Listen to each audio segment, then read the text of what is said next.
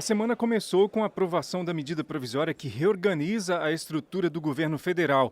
Enquanto a base governista e partidos independentes afirmavam que é prerrogativa do presidente propor mudanças em órgãos administrativos do governo, deputados de oposição criticavam a proposta. Essa casa já votou, presidente, a medida provisória 870 e disse que a política de imigração laboral, que estava no Ministério do Trabalho, cujo ministério foi absorvido pelo Ministério da Economia, a política laboral teria que estar junto no Ministério da Economia. Veio o governo que queria que essa política fosse para o Ministério da Segurança e, mesmo perdendo naquela medida provisória, reedita outra para tentar ludibriar essa casa. A medida provisória, ela é propícia, ela é simples, objetiva, 11 artigos, sem muita demora, e com muita objetividade, e é isso que o governo se propõe. A objetividade para colocar o governo de uma forma objetiva, trabalhando, diminuindo os prazos, diminuindo a burocracia. Essa é aquela medida provisória em que o governo federal colocava a questão indígena no Ministério da Damares. E foi exatamente o Poder Judiciário que decidiu que essa questão deveria retornar para o Ministério da Justiça.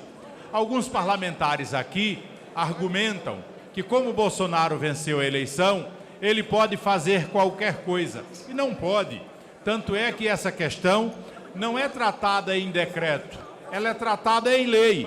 E em lei, por mais que se considere a opinião do governo, sempre prevalecerá a vontade do parlamento. É direito do presidente reorganizar administrativamente a gestão para implementar as políticas públicas que foram submetidas ao longo da campanha eleitoral a intensos debates e foram aprovadas pelas urnas. Então, tenho algumas críticas a alguns pontos específicos, não é, na condução do governo, mas em relação a essa medida provisória, o PSD encaminha o voto não, por entender que é direito básico e elementar desta gestão se reorganizar para implementar políticas públicas.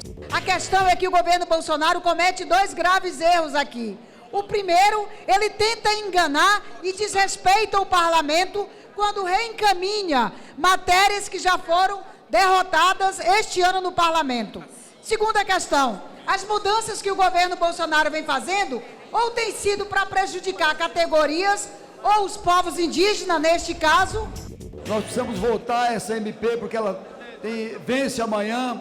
Essa MP reorganizou os ministérios e, sobretudo, senhor presidente, essa MP promoveu o enxugamento da máquina do nosso país, porque, como todos sabem, a máquina pública é inchada, é onerosa e não tem dado respostas para a população. O Partido dos Trabalhadores propôs mudanças no texto para garantir direitos à comunidade LGBT. O que o governo fez com esta medida provisória é retirar a expressão, retirar o direito de reconhecimento das pessoas gays, lésbicas, transgêneros, transexuais, retira todas as pessoas que têm identidade de gênero. E eu pergunto por que é tanto que odeiam, por que é tanto que oprimem, por que é tanto que jogam pedras nas pessoas de acordo com a sua orientação sexual.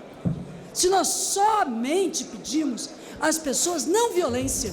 É difícil a gente compreender que a saúde pública deixe de ser voltada para o atendimento de todos os brasileiros e passe a ter diferenciações em função da opção sexual de cada um, senhor presidente. Nós temos sim que ter políticas para a saúde para todos os homens, mulheres, crianças, independentes de serem pessoas que estejam no campo do LGBT ou não. Então, obviamente, que essa é uma emenda discriminatória. É evidente que esse destaque tem uma questão simbólica incluída nele. No momento que você faz questão de não colocar a sigla, de não colocar o LGBT na legislação, é também uma intenção de sinalizar de que essa parcela da população não é atendida pelas políticas públicas. Isso não corresponde ao nosso programa, aos ideários e ao que defende a cidadania. Ninguém aqui está contra que o cidadão viva a sua intimidade, mas sempre entendeu que essa intimidade tem que ser vivida na intimidade e não vir para textos de leis. Isso não significa nenhum gesto de discriminação em nenhum momento. Nós respeitamos todos os cidadãos, respeitamos as preferências sexuais de cada um. Agora, fazer dessas preferências um encaminhamento para a legislação, não vemos necessidade disso. O pessoal encaminha sim a emenda que corrige uma atrocidade que foi feita nessa reforma administrativa do governo, quando ele retirou o tema LGBT das competências do Ministério de Direitos Humanos. É evidente que esse setor da população merece políticas específicas, por isso é necessário discriminá-la dentro das competências do Ministério. O PSC encaminha não a esta emenda do PT, que inclui a população LGBTI entre as competências para a política e diretrizes a serem desenvolvidas pelo Ministério da Mulher, da Família e dos Direitos Humanos. Senhor presidente, é importante que a população brasileira saiba disso. O movimento LGBTI é um movimento político que em nada representa o cidadão que tem a sua homossexualidade. Os deputados rejeitaram a emenda do PT. A medida provisória foi aprovada na Câmara e no Senado. Como a proposta original enviada pelo governo foi modificada no Congresso, o texto aprovado segue para a sanção do presidente da República. A proposta de emenda à Constituição que trata da prisão em segunda instância estava na pauta da Comissão de Constituição e Justiça. No plenário da Câmara, parlamentares de oposição criticavam a condução dos debates na CCJ. O que está acontecendo na Comissão de Constituição e Justiça não pode continuar. Hoje, ele convocou uma sessão extraordinária que era para discutir a segunda instância numa afronta clara ao Supremo Tribunal Federal, que marcou esse debate para quinta-feira. É uma discussão que tem impacto nacional. Só se analisa a prova, só se analisa a matéria fática até a segunda instância, justamente para garantir o duplo grau de jurisdição. E é isso que se defende aqui nesta Câmara dos Deputados, quando se pauta na Comissão de Constituição e Justiça. E aqui faço um elogio ao presidente Felipe Francischini pela condução dos trabalhos e pela pauta. É isso que se defende nesta casa quando nós colocamos a questão do julgamento em segunda instância. Não se trata de nenhum atropelo de direito fundamental, não se trata de cláusula pétrea, se trata basicamente de se cumprir exatamente aquilo que o nosso sistema jurídico já prevê. Eu considero que esse é um problema político, que os líderes da casa deveriam prestar atenção no funcionamento. A CCJ não pode ser instrumento para chincana política. Nós temos que ter responsabilidade nos temas que são tratados lá, temos que ter responsabilidade com a pauta da Comissão de Constituição e Justiça. O que é mais importante é que hoje nós temos 200 mil condenados em segunda instância. Se acaso a interpretação for diferente daquela que é hoje, todos esses condenados, portanto criminosos, iriam para as ruas, causando instabilidade, insegurança e, obviamente, novos crimes, algo que nós não podemos admitir. A pergunta que eu gostaria de fazer: a quem interessa que não haja condenação em segunda instância? Nós precisamos resolver a sensação de impunidade no país. Se querem correr na Comissão de Constituição e Justiça para aprovar a prisão em segunda instância, é porque ela não existe. Querem agora pressionar com discursos fantasiosos, dizer que vão soltar 179 mil presos. Isso é mentira, isso não é verdade. O preso pode ser preso mesmo na primeira instância se ele tiver culpa. Se for um preso violento, o juiz decreta a prisão preventiva dele.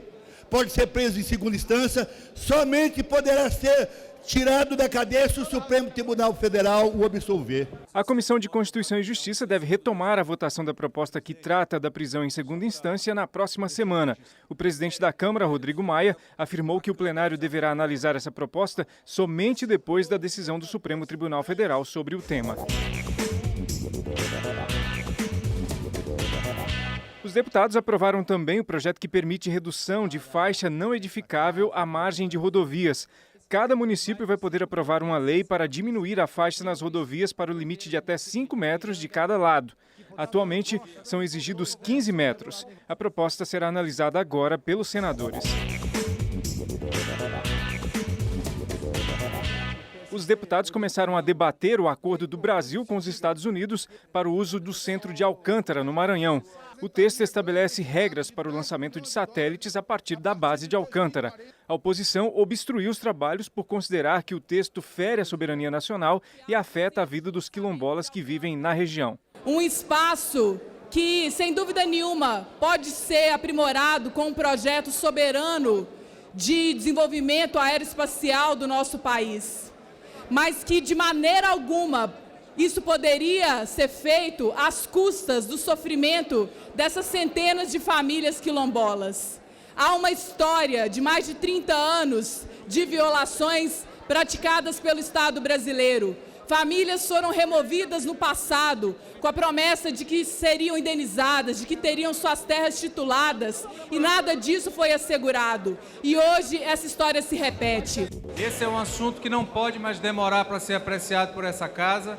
O centro de lançamento de Alcântara consome entre 50 e 60 milhões de reais por ano sem lançar um único foguete, um único satélite. Então, aqueles que querem de uma vez por todas resolver a vida das comunidades quilombolas, levar desenvolvimento para Alcântara, para o Maranhão e para o Brasil, têm que aprovar esse acordo. Há uma expectativa com o acordo de salvaguardas tecnológicas de que o Brasil será inserido no mercado mundial de lançamento de foguetes, passando a deter no mínimo 1% desse mercado mundial, o que representaria ganhos estimados de 10 bilhões de dólares a partir de 2040, consolidando o país como um forte protagonista do segmento de lançamentos. Com intensa obstrução, os partidos, com exceção do PSOL, chegaram a um entendimento de votar na semana que vem o acordo para o uso da base de Alcântara.